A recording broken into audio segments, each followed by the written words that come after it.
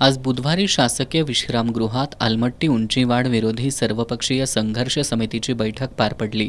खासदार शाहू महाराज छत्रपती यांच्या अध्यक्षतेखाली झालेल्या या बैठकीला माजी खासदार राजू शेट्टी, कोल्हापूर पाटबंधारे विभागाचे अधीक्षक अभियंता अभिजित म्हेत्रे, सांगली पाटबंधारे विभागाचे अधीक्षक अभियंता चंद्रशेखर पाटोळे, कार्यकारी अभियंता स्मिता माने आदींची प्रमुख उपस्थिती होती। या बैठकीत बोलताना खासदार शाहू महाराज छत्रपतींनी आलमट्टी धरणातील पाणी साठा नियंत्रणासाठी महाराष्ट्र आणि कर्नाटक सरकारमध्ये समन्वय असणं गरजेचं असल्याचं सांगितलं।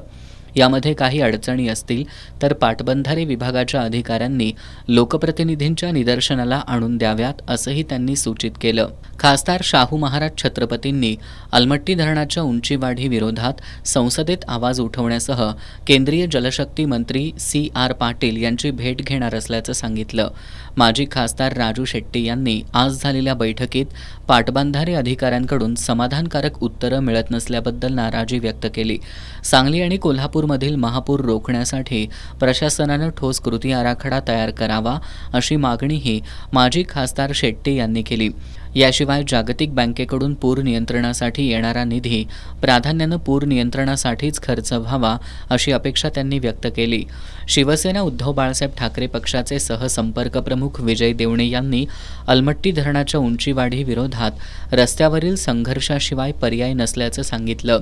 आंदोलन अंकुश संघटनेचे अध्यक्ष धनाजी चुडमुंगे यांनी पाटबंधारे विभागानं महापुराची स्थिती निर्माण होऊ नये यासाठी कोणत्या उपाययोजना राबवल्यात याची माहिती द्यावी अशी मागणी केली। पाटबंधारे विभागानं अशा काही उपाययोजना केल्या नसतील तर महापुरामुळे होणाऱ्या नुकसानीला पाटबंधारे विभाग आणि महाराष्ट्र शासन जबाबदार राहील असा इशाराही त्यांनी दिलाय।